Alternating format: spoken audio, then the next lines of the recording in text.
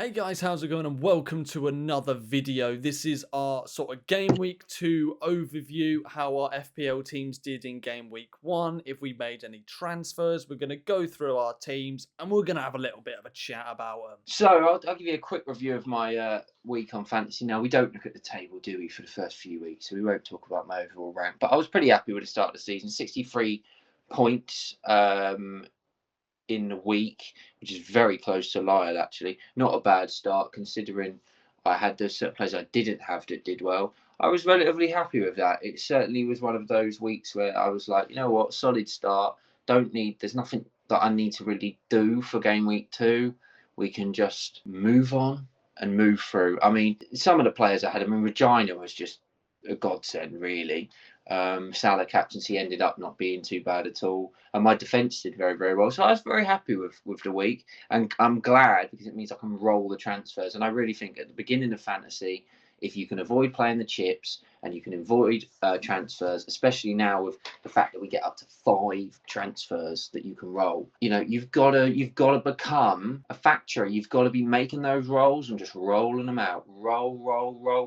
I was very impressed with my team getting 65 points because normally in the first week of fantasy, my team tanks and it does absolutely terribly. A nice late addition of a bonus point for Sanchez. I wasn't too impressed with Kirkes obviously getting booked and then getting subbed before 60 minutes. But at least I didn't have Frimpong. João Pedro, well, the Chelsea assets just really didn't do anything. But like you say, I'm not in that much of a hurry to transfer anybody in or out or really do anything. I want to sit and just have a look for sort of the first 2-3 weeks and see how everybody is doing. So as you can probably tell, this would usually be the part of the video where we talk about possible transfers we're thinking about or transfers that we're doing this week. We aren't actually going to be doing any transfers unless Lyle has lied to me all this time.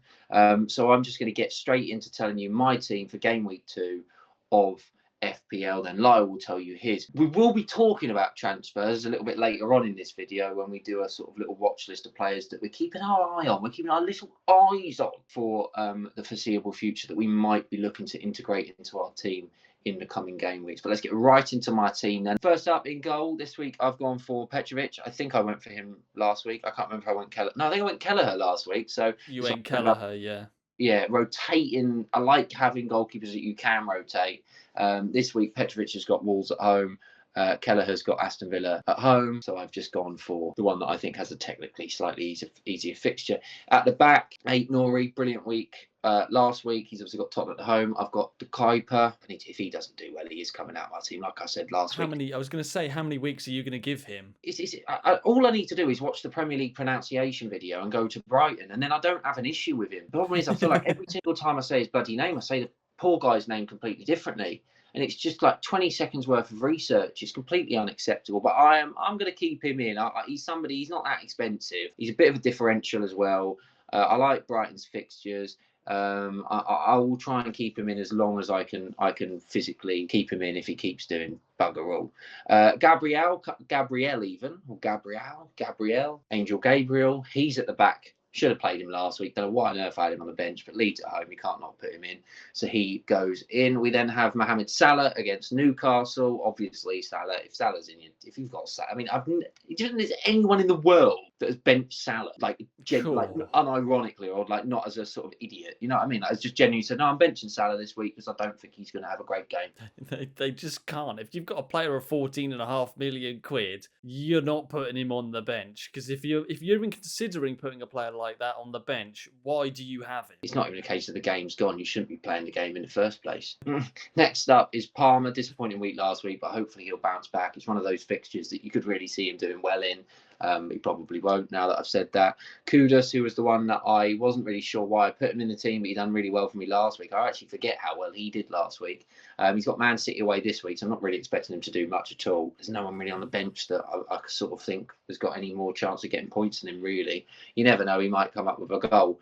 Morgan Rogers is next up in the midfield five. He's got Brentford away. I'm hoping for a return this week after he didn't get anything last week. And then we've got Regina, who was just fantastic. I'm just gutted that everyone's got him in their team now because I thought I was a genius, and now I just look like everybody else. And I don't want to be like everybody else. I'm different, right? I'm unique. Up front, I've got two. My strike force need to fucking improve this week. I'll tell you that for nothing. Otherwise, I'm going to transfer them all out next week in protest. We've got João Pedro again, another fixture, a bit like Palmer. Well, it's the same fixture, so obviously, where you can kind of see, you could see João Pedro having a good game here and getting a couple of goals. So partnering him is Victor Gyökeres. My bench very quickly: Kelleher, Mark Guehi, Van der Ven, and Wan-Bissaka. Now, if you're wondering, Lyle, oh my God, you didn't speak about your captain. My captain for this week is Victor Gyökeres. Ooh, I mean, to be fair, he's got the best fixture, so it makes sense. It's still a bit of a punt, but even if he gets you one return, I think that's a good solid captaincy because Salah's got a difficult one. Don't trust Palmer yet. Fernandes plays for Man United,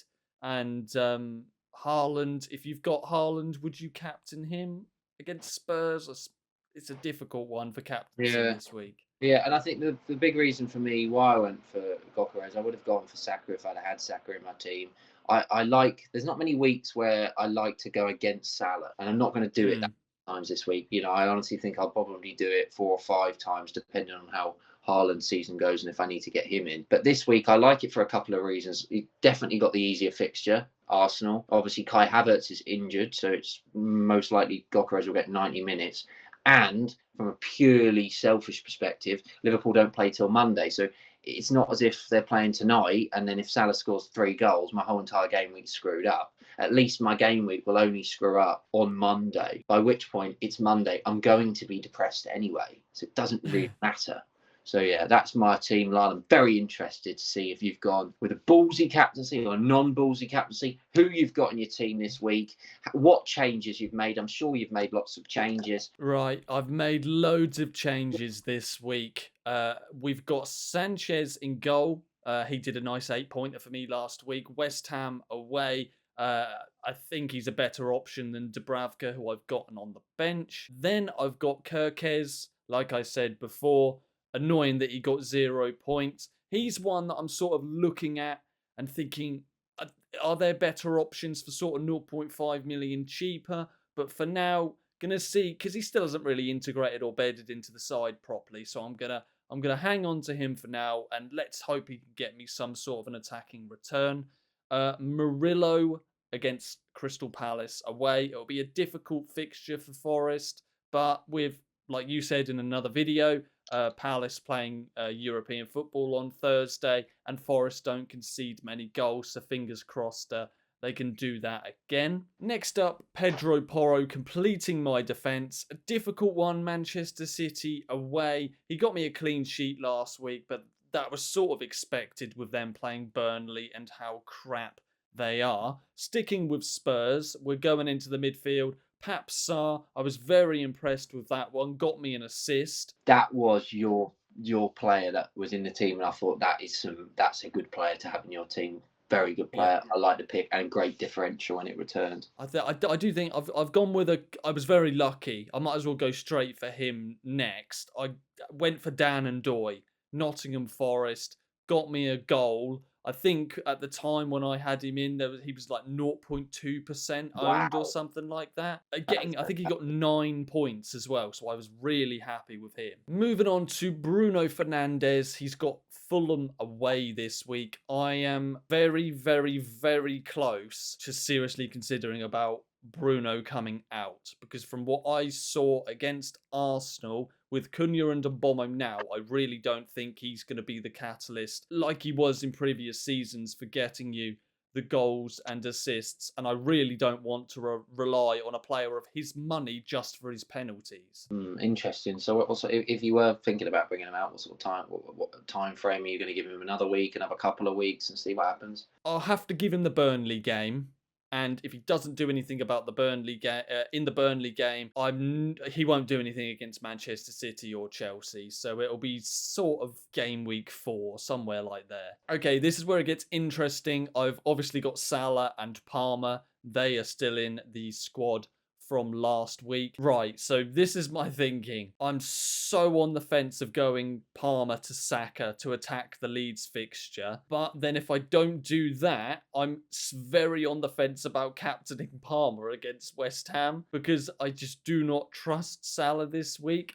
It's very reactionary from me, and I'm holding off of making any transfers. So for now, this could change. Salah is my captain. Moving on to the forward line, I've got Ekatike really well last week. Very impressed with him. And as long as they don't sign Isak and he doesn't get pushed out wide, I think he'll stay in for the foreseeable, getting a goal and an assist last week. Finishing the 11, I'm going with João Pedro. He's keeping his place because I'm considering Wood, and there are other strikers that are on my radar, but for now, I've got to give him a bloody chance. You know, it's a one game off, still sort of integrating into the side. He was very good in pre-season, so let's just hope he can grab a goal or maybe a brace against West Ham. I think if you've had a poor start to fantasy, I'd be playing it safe now. I don't think you should chase mini leagues at the beginning of the year. It's the same with people playing wildcards. I mean, I wouldn't be playing a wildcard unless you have to.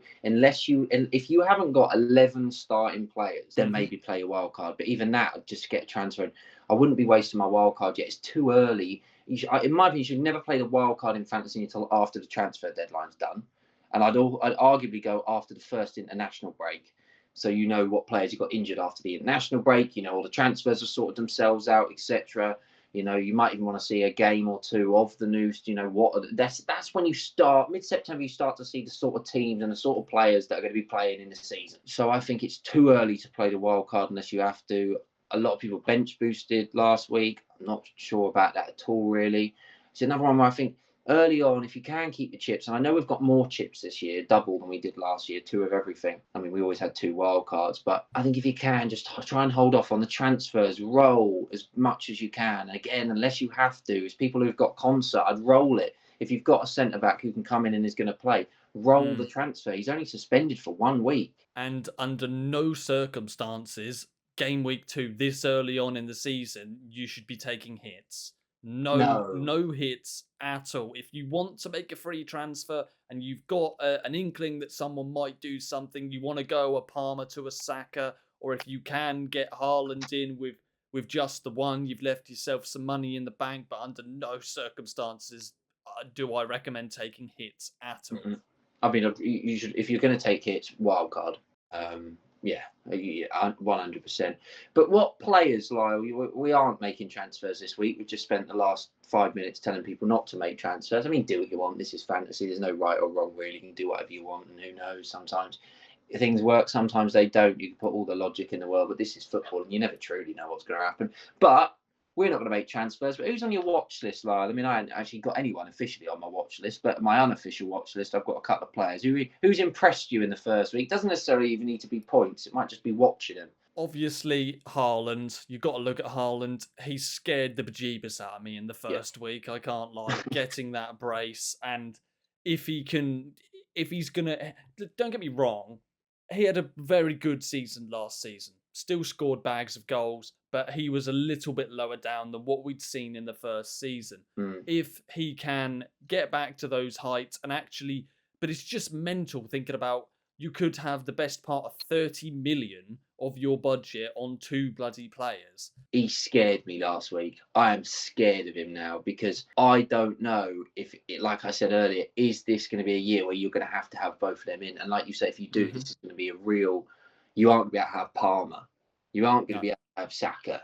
And I don't know what to do. At what point, that's why, again, I think rolling transfers is important because we need to get this guy in. We need to get him in. This is a guy who's explosive. He can score 4 or 5 goals in a game. And that is going to be a killer.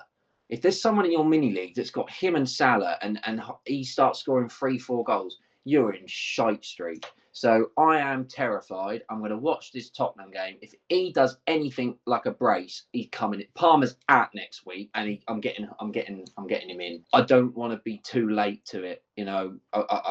He is a real threat for those of us that have gone Salah. Yeah, and not him. Another one for me. It's looking at Arsenal defenders.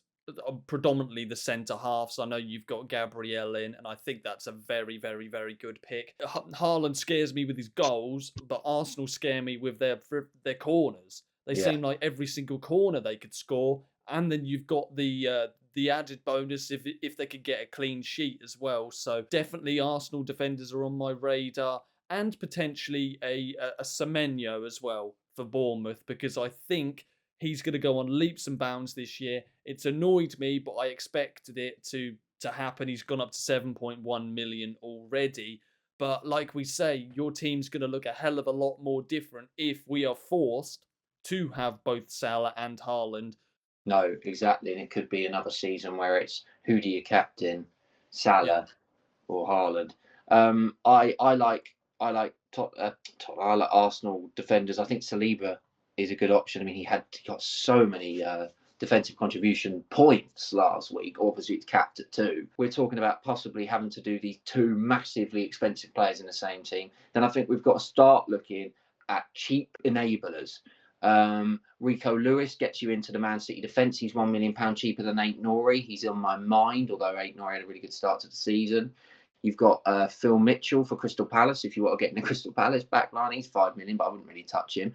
Josh Akupong, or how I know that's not how you pronounce his name, because I actually did watch the Chelsea Premier League things, but I need to work on how to pronounce his name. But he was man of the match for me last week, and with the injuries and Fofana being a little brat, I think at 4 million you could be in the Chelsea defence there if he starts to play regularly. So he's another one I'd look at maybe in defence. I agree with you regarding Semenya and Buemo.